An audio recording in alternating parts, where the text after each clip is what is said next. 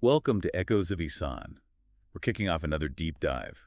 And today we're exploring Sahih al-Bukhari.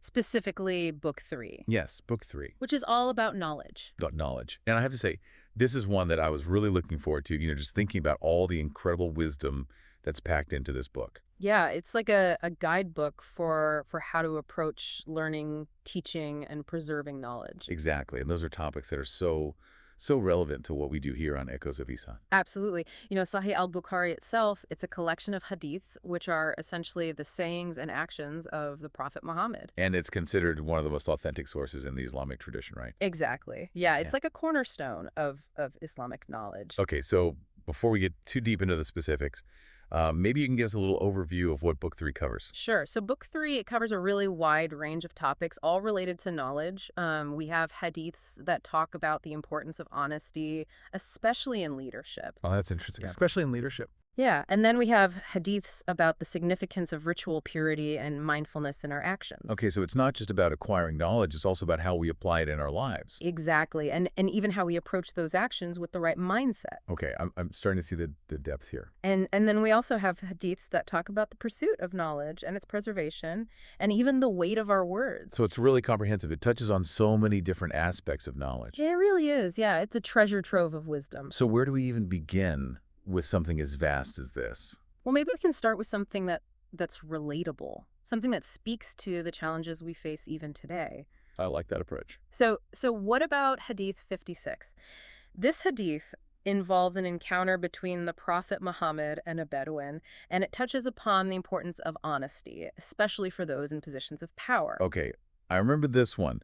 It's the one where the Bedouin asks the prophet about the Day of Judgment. Yeah, that's the one. Imagine this scene. The Prophet is addressing a gathering, sharing his wisdom, and then a Bedouin steps forward and asks, when would the hour take place?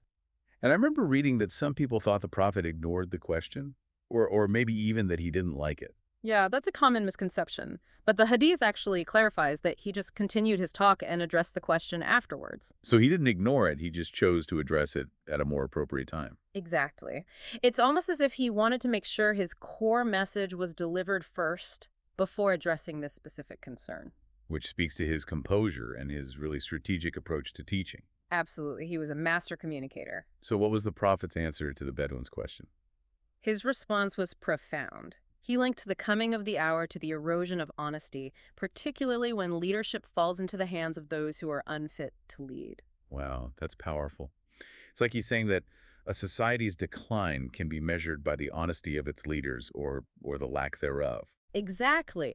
This hadith, it really underscores the critical role of integrity, especially for those in authority. Makes you think about the leaders in our own lives. Mm. Our politicians, our community leaders, even our bosses at work. It really does. It begs the question, what qualities should we be looking for in our leaders? What constitutes righteous leadership? I mean, clearly honesty is paramount. Absolutely. Honesty, trustworthiness, a genuine concern for the well-being of those they lead. It's not just about making promises, it's about living by those promises. Exactly. And, this applies not just to those in formal positions of leadership, but to each of us in our own spheres of influence. Oh, I see what you mean. Yeah, whether we're parents, teachers, mentors, or simply members of a community, we're all called to embody integrity in our interactions with others. Because our actions have ripple effects, and honesty is the foundation of trust, which is essential for any healthy relationship. Precisely. Now, moving on to Hadiths 57 and 96, we encounter a completely different theme, but one that's equally important, the concept of ritual purity in Islam. Oh, this one, I remember this one. It always reminds me of that story about the prophet catching his companions, rushing through their ablutions. Yes, specifically not washing their heels thoroughly. And he cautions them with that powerful statement, save your heels from the fire. It's such a vivid image, isn't it? It highlights the importance of approaching even routine acts of worship with care and attention. It's about being present in the moment and not just going through the motions. Exactly. Now, for those who might not be familiar with this, could you explain the significance of washing the heels within the context of Islamic ritual purity? Sure. So in Islam, ritual purity is known as tahara, and it's a prerequisite for prayer and other acts of worship. And it involves cleansing oneself both physically and spiritually, right? Exactly. It's not just about being physically clean. It's about preparing yourself mentally and spiritually to stand before God. And washing specific parts of the body, including the heels, is a symbolic act of purification. It's about approaching those actions with intention and reverence, recognizing that even the seemingly mundane can be imbued with spiritual significance. I love that. And you know what I find fascinating is that this idea of taking care in all aspects of life, even the small details, it resonates with me even outside the context of ritual. It does. It's like that saying, how you do anything is how you do everything. Exactly. These hadiths, they encourage us to cultivate mindfulness in all our actions, Mhm. recognizing that even small acts can have profound consequences. It's a reminder to slow down, pay attention, bring intentionality to everything we do. Beautifully put. Now let's shift our focus to a series of hadiths that really stood out to me. Hadiths 58, 59, 60, 61, 62, and 72. Okay, what's so special about these ones? They all repeat this fascinating analogy comparing the date palm tree to a Muslim. The date palm tree. Interesting. Yeah, and the repetition itself is intriguing. It makes me think that the Prophet really wanted to emphasize this comparison. Yeah, repetition is a powerful tool in teaching. It is. It helps embed ideas in the memory and underscores their importance. So tell me, why the date palm tree?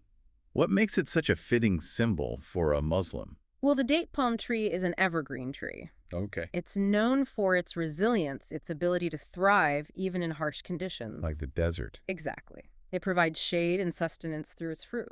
And it benefits those around it. Precisely. And it also has deep roots, which symbolize a strong foundation. I can already see the parallels. The evergreen nature could represent the steadfast faith of a Muslim, their ability to remain strong even in the face of adversity. Exactly. And just as the date palm bears fruit that benefits others, a true Muslim strives to live a life that is beneficial to their community and the world around them. So we have resilience, fruitfulness, a strong foundation, benefit to others.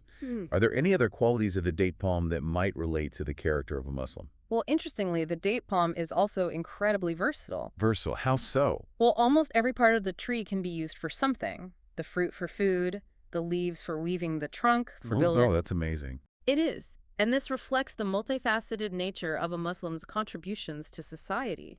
So it's like saying that a true Muslim is someone who strives to utilize all their talents and resources to make a positive impact. Precisely. And this analogy, it encourages us to reflect on our own lives and consider how we can embody the qualities of the date palm. Resilience, fruitfulness, a strong foundation in our faith, and a commitment to benefiting others. Beautifully put. It's an invitation to strive for excellence in our character, just as the date palm exemplifies excellence in the natural world. And it's not just about individual growth, is it?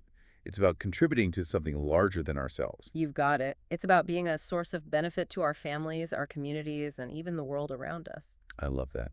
Okay, so we've talked about honesty and leadership, the importance of ritual purity, and the symbolism of the date palm tree. What's next on our journey through Book 3? Well, the next set of hadiths that we're going to explore delve into the pursuit and the importance of knowledge. This is getting to the heart of the book. I'm excited to dive into these. Me too. We have quite a few to cover, hadiths 73, 74, 75, and 78. Okay, and what's the common thread running through these hadiths? Well, they all seem to focus on the idea of seeking knowledge and approaching it with the right attitude.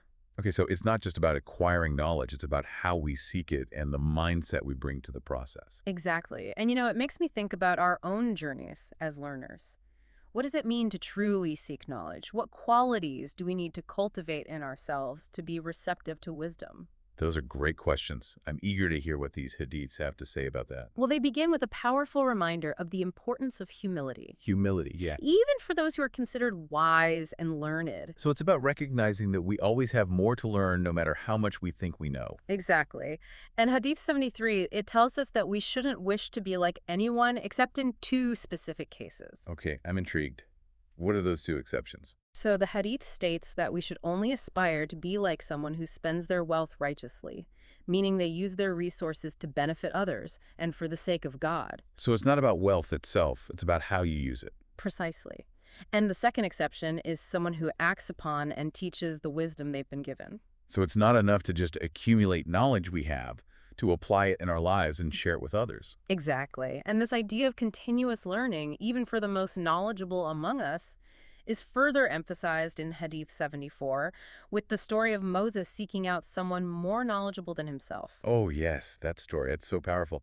Here's Moses, a prophet, being instructed by God to seek out someone else for knowledge. It's a humbling reminder, isn't it? That no matter how much we know, there's always more to learn. And that true knowledge often comes from unexpected sources. Absolutely. Now that brings us to the mysterious figure that Moses was guided to Al-Qadir. What can you tell us about him? Well, he's often described as a wise, righteous man possessing divine knowledge. Sounds like a fascinating character. He is. And his story with Moses, it's full of symbolism and profound lessons. So what can we learn from their encounter? Well, it highlights the idea that true knowledge can sometimes come from unexpected sources. Like a mysterious wise man named Al-Qadir. Exactly. And that the path of learning can be challenging, requiring patience and a willingness to surrender to a wisdom greater than our own. It's a reminder to be open to learning from anyone, regardless of their background or status. And to approach learning with a sense of humility, recognizing that there's always more to discover. It makes you think about all the potential Al-Qadirs in our own lives. Mm-hmm. You know, the mentors, teachers, friends, even strangers who can offer us valuable insights if we're open to receiving them. I agree. It's a call to be lifelong learners, to cultivate a curious and open mind, and to recognize that true wisdom often comes from a combination of knowledge, experience, and humility. Okay, so we've talked about the importance of humility in seeking knowledge and the idea that we should always be open to learning from others. What's next? Well, let's move on to the next set of hadiths, which focus on the idea of spreading and preserving knowledge. Okay, this is an important one. I'm curious to see what these hadiths have to say about it. Yeah, we'll be looking at hadiths 79, 80, 81, 98, 99, 100, 113, and 114. Wow, that's a lot. What's the common thread running through all of these? They all emphasize that knowledge is a precious resource, a gift from God that should be both cherished and shared. It makes me think of that beautiful analogy in Hadith 79 about rain falling on the earth. Oh, yes. That's a powerful one. It describes how knowledge can nourish the soul and bring forth understanding, growth, and positive actions. It paints such a vivid picture of how knowledge can transform us and inspire us to do good in the world. It does. And the hadith goes on to describe different types of soil, some fertile, some hard, some barren. Okay, I'm seeing where this is going. Each type of soil represents a different way in which people receive and utilize knowledge. Exactly. Yeah. The fertile soil represents those who are eager to learn, who absorb knowledge readily, and allow it to transform their lives. And they bear fruit in the form of good deeds and wisdom. Precisely. And then the hard soil, it represents those who may not fully grasp the depth of knowledge, but still benefit from it in a practical sense. So they might not be scholars, but they're still able to apply knowledge to their lives in a positive way. Exactly. And finally, the barren soil, sadly, it represents those who are unreceptive to knowledge, who allow it to pass them by without truly absorbing its meaning. It's a sobering reminder that not everyone is equally receptive to knowledge, and that it's up to us to cultivate that fertile soil within ourselves. It is. It highlights the importance of having an open mind, a humble heart, and a genuine thirst for knowledge. So how do we cultivate that fertile soil within ourselves? How can we become more receptive to knowledge and allow it to truly nourish our lives? That's a great question. It involves a conscious effort to develop humility, open-mindedness, and a genuine thirst for knowledge. So it's about being proactive, not just waiting for knowledge to come to us, but actively seeking it out, engaging with it, and internalizing it. Exactly. Now, speaking of actively engaging with knowledge, hadiths 80, 81, and 100, they seem to express a sense of urgency and concern about the potential loss of knowledge. There's a warning there, isn't there? It's like these hadiths are foreshadowing a time when knowledge might become scarce or inaccessible. They are. They warn of the dangers of knowledge being lost or forgotten. And they highlight signs such as the death of scholars, the prevalence of ignorance, and the rise of societal ills. Exactly. It's a reminder that knowledge is fragile and that it needs to be protected and nurtured. And then there's that compelling story in Hadith 98 about Umar bin Abdulaziz urging the writing down of hadiths to preserve this precious knowledge for future generations. Yes, it speaks to the foresight of those early Muslims. They recognized the importance of documenting and transmitting knowledge. And it reminds us of our own responsibility to not only acquire knowledge, but to share it, teach it, and preserve it for the benefit of those who come after us. Absolutely. Knowledge is a collective responsibility, and each generation has a role to play in safeguarding and transmitting it. Okay, before we move on to the next theme, I wanted to ask you about Hadith 113. It mentions Abu Huraira, a companion of the Prophet who's known for narrating a large number of hadiths. Yes. He was renowned for his remarkable memory and his dedication to learning and preserving the Prophet's teachings.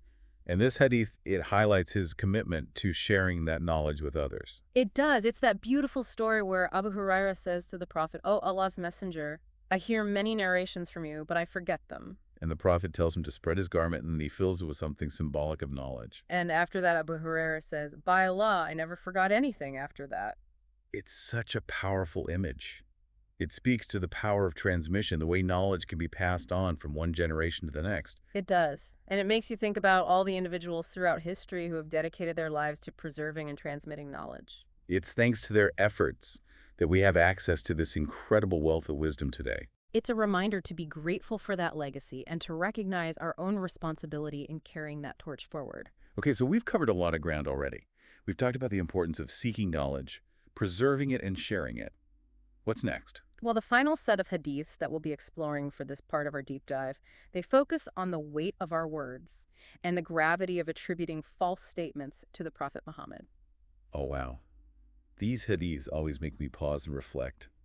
It's a reminder that our words have power and that we need to be very careful about what we say, especially when it comes to matters of faith. Exactly. Hadith 106, it sets the tone very clearly. It states that whoever tells a lie against the Prophet intentionally will surely enter the hellfire. That's a strong statement. It really underscores the sanctity of the Prophet's teachings and the potential harm that can be caused by spreading falsehoods. It does. And this warning is reiterated in several other hadiths as well. With companions like Abdullah bin Zubair and Anas bin Malik also emphasizing the gravity of attributing false statements to the Prophet. Yes. They remind us that we are accountable for what we say, especially when it comes to matters of faith and religious guidance. It's not just about avoiding outright lies. It's about being cautious about spreading information that we're not sure is accurate. Especially when it relates to something as sensitive as religion. It makes me think about the responsibility we have as individuals in a world where information spreads so quickly. How do we ensure that we're upholding truthfulness and avoiding the spread of falsehoods? That's such an important question, especially in our digital age.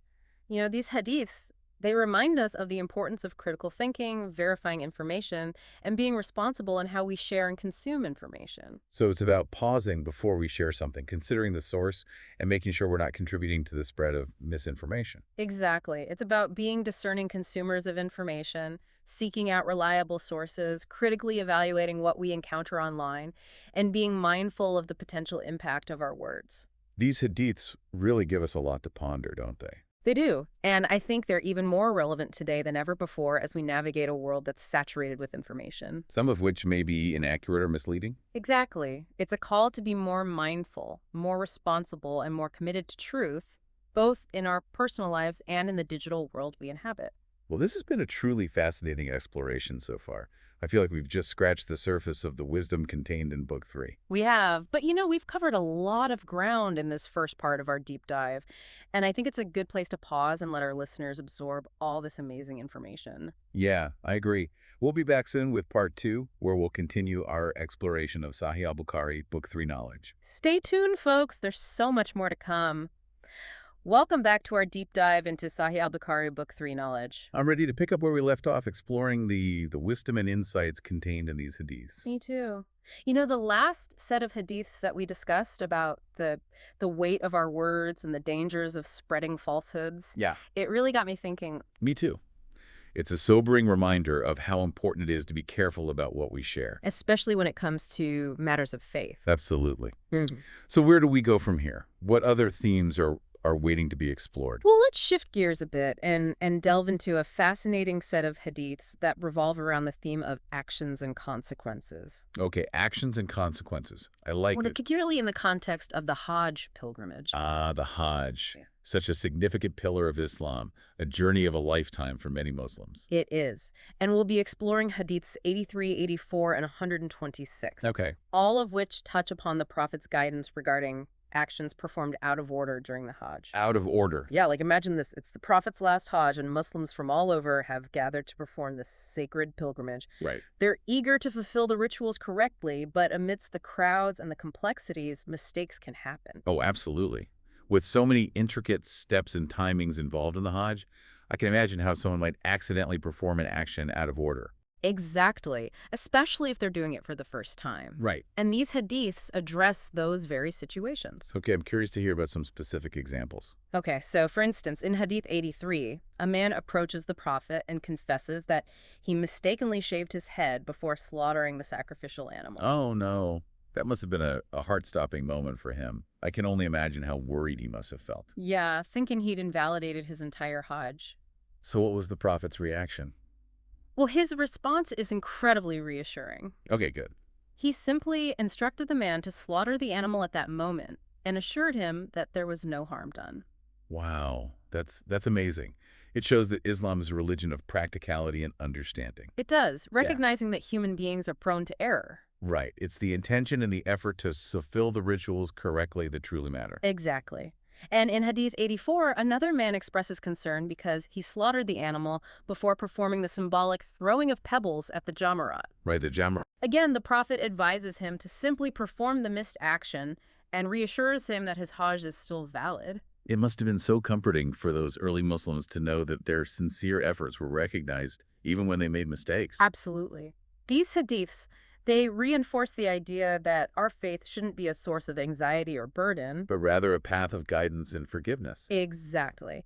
And Hadith 126, it further emphasizes this point. How so? It states that when asked about actions performed out of order during Hajj, the Prophet's consistent response was, "Do it now, and there is no harm." It's a beautiful reminder that God looks at our hearts and our intentions. He does, and that he values our sincere efforts to follow his guidance, even when we stumble along the way. Okay, so we've talked about actions and consequences during Hajj. What other themes are we going to explore in this segment? Well, let's shift gears again and explore another set of hadiths that offer valuable lessons in etiquette and mindfulness. Etiquette and mindfulness. Okay, I'm intrigued. What specific behaviors are these hadiths focusing on? Well, we'll be looking at Hadiths 94 and 95, Okay. which highlight the Prophet's practice of knocking on the door 3 times before entering. Oh, that's such a simple yet profound practice. It is. It shows respect for those inside and allows them time to prepare for the visitor's arrival. And it avoids any awkward or embarrassing situations. Exactly. It's a reminder that even in our eagerness to connect with others, we should be mindful of their personal space. And avoid intruding upon them abruptly. Exactly. Now, Hadith 94, it mentions that the Prophet would knock 3 times with a greeting. What kind of greeting would he use? The traditional Islamic greeting, Assalamu alaikum, which means peace be upon you.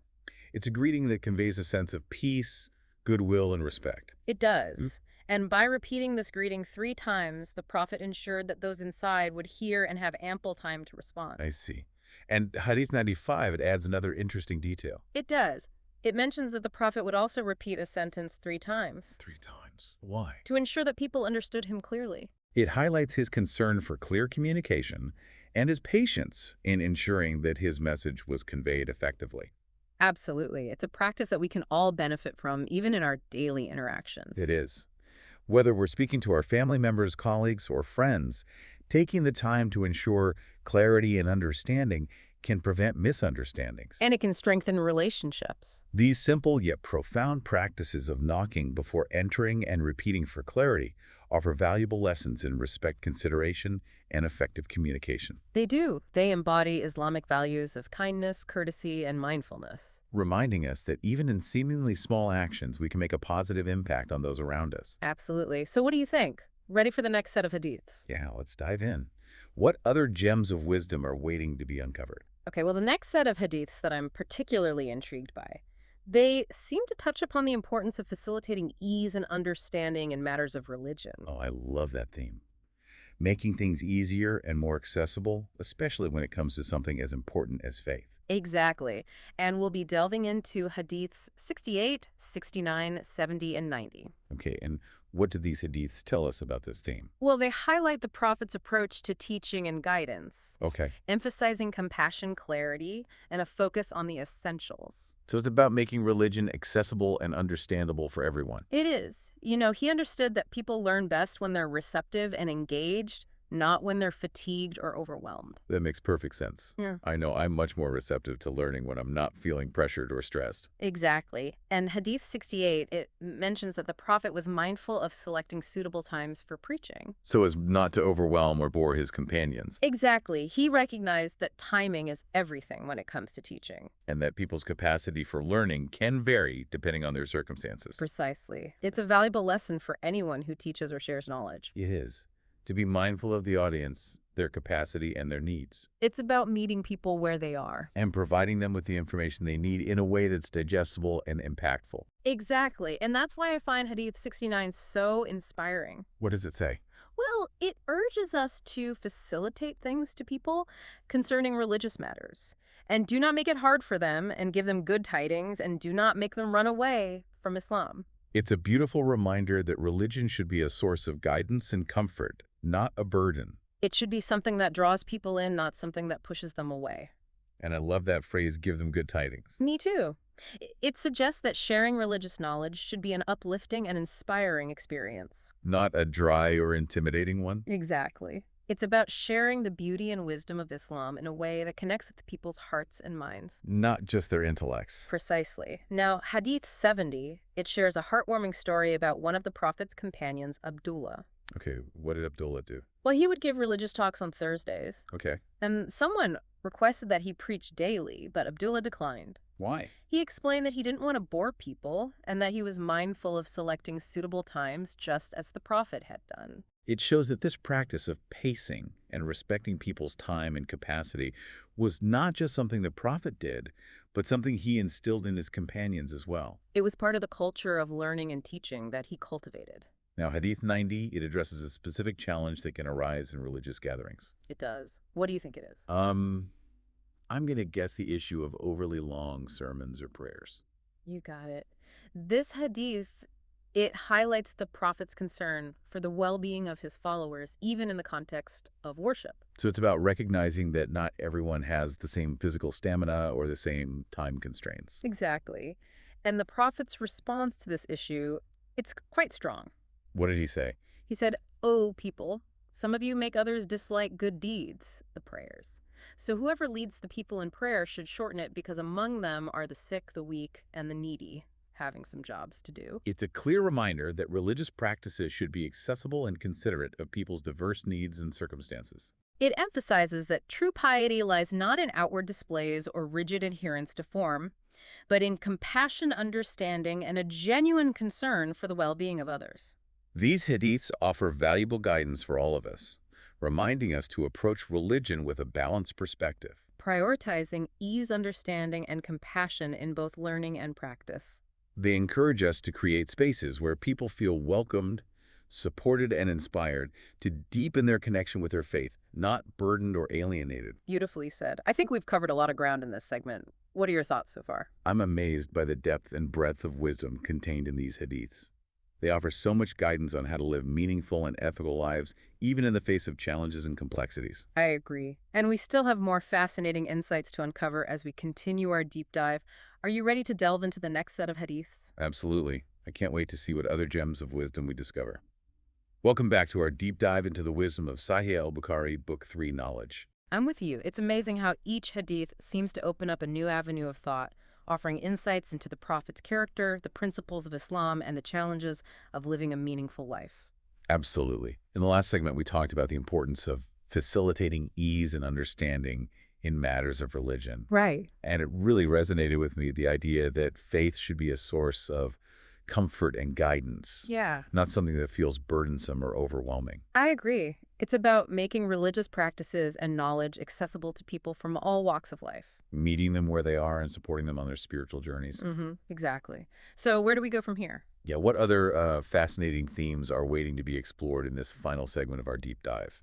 Well, we have a diverse range of topics to cover. We'll delve into hadiths that showcase the Prophet Muhammad's responses to challenging questions, explore the significance of seeking knowledge, even from those outside our faith, and uncover the powerful symbolism of the Kaaba. That sounds like a rich tapestry of wisdom waiting to be woven. Let's start with those challenging questions. Yeah. I'm always curious to learn about how the Prophet navigated difficult or persistent inquiries. Okay. What specific scenarios do these hadiths describe? Well, Hadiths 91, 92, and 93 offer us glimpses into how the Prophet handled those tricky situations. Okay. In Hadith 91, for instance, a man approaches the Prophet with a series of questions about lost items. Lost Oh, items. yeah, a luqata, which refers to a found object, a lost camel, and a lost sheep. It seems like fairly straightforward questions, at least on the surface. What makes them challenging? Well, at first, the Prophet responds quite patiently. He provides clear instructions regarding the found object, advising the man to make an announcement for a year and then utilize it if the owner isn't found. Okay, that makes sense. So far, so good. What happens next? But when the man asks about the lost camel, the Prophet's reaction takes an interesting turn. Oh, The hadith mentions that he became visibly angry and his cheeks or face turned red. wow, that's a strong reaction. Why such anger over a question about a lost camel? It seems a bit out of character for the Prophet who's known for his patience and compassion. It seems that the Prophet perceived the question as unnecessary and perhaps even disrespectful. Okay. He pointed out that a camel, unlike a sheep, is capable of finding its way back to water and grazing, Right. implying that the man shouldn't be overly concerned about it. So it's more about the nature of the question and the underlying assumption than the topic itself. Exactly. It suggests that the Prophet valued questions that were genuine and seeking true knowledge or guidance, Okay. not those that were frivolous or based on unfounded worries. It's as if he's saying, let's focus on the truly important matters, not waste time on trivialities. It's a reminder that even in our pursuit of knowledge, we should be mindful of the intent behind our questions and ensure that we're approaching the topic with respect and sincerity. Absolutely. And Hadiths 92 and 93, they depict similar scenarios with people persistently asking the Prophet to identify their fathers even after he's expressed displeasure. It sounds like they were pushing boundaries and testing his patience. How did the Prophet respond in those situations? Interestingly, despite his initial irritation, the Prophet ultimately answers their questions. It highlights the complexities of human interaction and the Prophet's ability to balance his personal feelings with his role as a teacher and guide. These hadiths are fascinating. Mm. They remind us that even the Prophet, despite his elevated status, was human. He experienced emotions like anger and frustration, but he always strived to respond with wisdom and guidance. They also highlight the importance of respecting boundaries even when seeking knowledge and recognizing that not all questions are appropriate or necessary. Right. Sometimes it's important to step back and consider whether our inquiries are driven by genuine curiosity or simply a desire to provoke or challenge. Exactly. Now let's move on to Hadith 63, which introduces a fascinating encounter between the Prophet and a man named Dimam bin Thalaba. Imam bin Thalaba. Okay. What makes this particular interaction stand out? Well, this hadith underscores the importance of seeking knowledge and truth even from those outside one's own faith. Dimam bin Thalaba was a messenger from the tribe of Bani Sa'd bin Bakr. He arrived at the mosque where the Prophet was sitting with his companions and asked, "Who amongst you is Muhammad?" I can picture the scene, a stranger entering the mosque seeking out the Prophet. There's a sense of anticipation and intrigue. How does Dimam address the Prophet? He calls him, "O son of Abdul Muttalib," acknowledging his lineage but not necessarily his prophethood. Interesting. It sounds like Dimam was approaching this encounter with a sense of inquiry, not necessarily with the intention of immediately embracing Islam. What happens next? Dimam proceeds to ask a series of questions about the core tenets of Islam, framing them in a way that demonstrates his sincerity and his desire to understand. What kind of questions does he ask? He inquires about the fundamental beliefs and practices of Islam. He asks, "Has Allah sent you as an apostle to all mankind? Has Allah ordered you to offer 5 prayers in a day and night? Has Allah ordered you to observe fast during this month of the year, i.e. Ramadan? Has Allah ordered you to take zakat, obligatory charity, from our rich people and distribute it amongst our poor people?" Those are the pillars of Islam. He's going straight to the heart of the matter, wanting to understand the essence of this faith. Exactly. And to each question, the Prophet responds with a simple and firm, "By Allah, yes." Wow. His answers are direct, leaving no room for ambiguity or interpretation. What's Dimam's reaction to the Prophet's affirmations? After hearing the Prophet's responses, Dimam declares, "I have believed in all that with which you have been sent, and I have been sent by my people as a messenger, and I am Dimam bin Thalaba from the brothers of Bani Sa'd bin Bakr." Wow. So he embraces Islam based on his own inquiry and the Prophet's truthful responses. It's a powerful testament to the power of honesty and clarity in conveying the message of Islam. It's a beautiful illustration of how genuine dialogue, even between people of different faiths, can lead to understanding and even conversion. Right. This hadith encourages us to engage with those who hold different beliefs with respect and a willingness to listen and learn. We might be surprised by what we discover. It's a reminder that the pursuit of knowledge and understanding can transcend religious boundaries, and that sometimes the most profound insights come from unexpected sources. Now let's shift our focus to Hadith 128, which involves a fascinating story about the Kaaba, the holiest shrine in Islam. The Kaaba, okay, I've heard bits and pieces about this hadith, but I'd love to hear you unpack it for us. What insights does it offer into the Kaaba and its significance? Well, this hadith is narrated by Isha, the Prophet's wife, Okay. and it reveals a conversation she had with the Prophet regarding the Kaaba's structure. A conversation between the Prophet and Aisha about the Kaaba. I'm all ears. What was the nature of their discussion? Aisha recounts that the Prophet said to her, "O Aisha, had not your people been still close to the pre-Islamic period of ignorance, infidelity, I would have dismantled the Kaaba and would have made two doors in it, one for entrance and the other for exit." That's a surprising statement. Why would the Prophet consider dismantling the Kaaba, the most sacred site in Islam? It seems that the Prophet recognized certain aspects of the Kaaba's structure that were remnants of pre-Islamic practices and didn't fully align with the principles of Islam. I see. He envisioned a structure that facilitated a smoother flow of pilgrims, perhaps symbolizing a more inclusive and accessible approach to worship. So it was about aligning the physical structure of the Kaaba with the spirit and principles of Islam. But why the emphasis on two doors? What was the symbolic significance of that detail? Well, the single door might have represented exclusivity or a limited access point, while the two doors could symbolize a more open and welcoming approach, Right. facilitating a smoother flow of pilgrims and perhaps even representing the idea that Islam is open to people from all walks of life. It's a subtle but powerful architectural detail that could have conveyed a profound message. Exactly. What happened next? Did the Prophet implement his vision? Yeah, did he? Well, Hadith mentions that although the Prophet didn't dismantle the Kaaba during his lifetime, likely due to the sensitivities of the people who are still transitioning from their pre-Islamic beliefs, his idea was eventually put into practice. Really? By whom? Ibn az-Zubair, a later ruler, actually implemented the Prophet's vision by adding a second door to the Kaaba. It shows that even though the Prophet's idea wasn't immediately realized, it was respected and ultimately put into practice. It's a testament to the enduring legacy of his vision. This hadith is incredibly thought-provoking. It suggests that even sacred traditions can be subject to re-evaluation and adaptation in light of evolving understanding and principles. It's a reminder that our faith is not static, but dynamic, capable of evolving and adapting while remaining true to its core values. It also highlights the importance of preserving the essence of faith, while being open to practical adjustments that enhance accessibility and align with the spirit of religious teachings. Right. Sometimes it takes courage and vision to challenge the status quo, even in matters of faith, and to strive for a more inclusive and compassionate expression of our beliefs. Exactly. Well, I think we've reached the end of our deep dive into Sahih Bukhari Book 3 knowledge. This deep dive has been an incredible journey.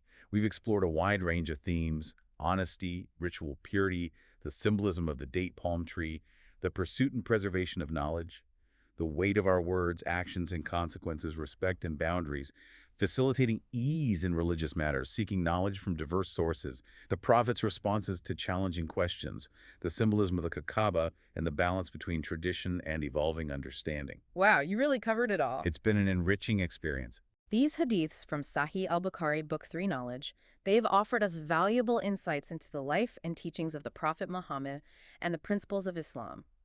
They provide timeless guidance, encouraging us to reflect on our own beliefs, values, and actions. They remind us that the pursuit of knowledge is a lifelong journey, that truthfulness and integrity are paramount, that compassion and understanding should guide our interactions with others, and that our faith should be a source of inspiration and strength. Absolutely. Any final thoughts before we wrap up? If the Prophet were to visit us today, I wonder what questions he might ask us. Would he be pleased with how we are using and preserving knowledge? Are we embodying the values of honesty, compassion, and respect in our daily lives? Those are powerful questions to ponder. They invite us to continue our own exploration of Sahih al-Bukhari and the rich wisdom it holds. And they challenge us to live lives that reflect the beauty and depth of Islamic teachings. Thank you for joining us on this deep dive into Sahih al-Bukhari Book 3 knowledge. We hope you found it enlightening and inspiring. Until next time, dear listeners, may the pursuit of knowledge and the practice of virtue illuminate your path.